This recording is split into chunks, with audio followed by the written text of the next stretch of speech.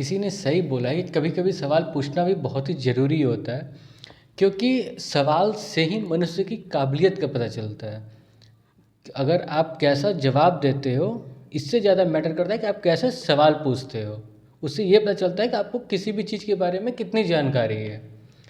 लेकिन अमेरिका के परिप्रेक्ष्य में ये चीज़ नहीं होता है। अमेरिका में सिर्फ हाँ में हाँ मिलाया जाता है। जो भी वहाँ के राष्ट्रपति कह दे उसमें सिर्फ हाँ मिलाया जाता है। वहाँ के एडवाइज़र एडवाइस करने के लिए नहीं है, वहाँ के एडवाइज़र सिर्फ हाँ में हाँ मिलाने के लिए है। मैं ऐसा क्यों बोल रहा हूँ?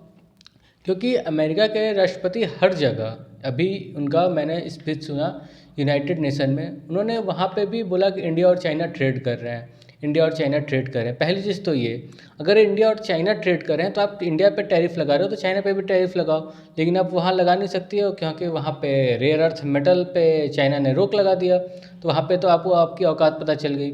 इंडिया पे आप लगा पा रहे हो, ठीक है, पहली चीज़। दूसरी चीज़, इंडिया आपको एक ईजी टारगेट मिल गया है। मैं सोच रहा हूँ कि अगर इंडिया अभी इजी टारगेट है, तो अगर इंडिया $1 ट्रिलियन या $2 ट्रिलियन की इकोनॉमी होती, या फिर इंडिया के पास ऐसी कोई न्यूक्लियर वॉरहेड नहीं होती, न्यूक्लियर फायर पावर नहीं होती, तब ये क्या करते हैं, पहली चीज़।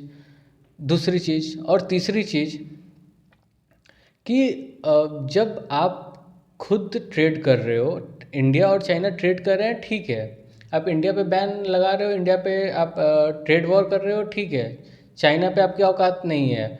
लेकिन जब रूस से आप $800 मिलियन के व्यापार कर रहे हो, $800 मिलियन के ट्रेड कर रहे हो, आप जब हमें मना कर रहे हो, इंडिया को मना कर रहे हो, तो आप क्यों नहीं अपना ट्रेड रोक देते हो? यूरोपीय यूनियन EU 60 बिलियन से लेकर 70 बिलियन का ट्रेड कर रहा है।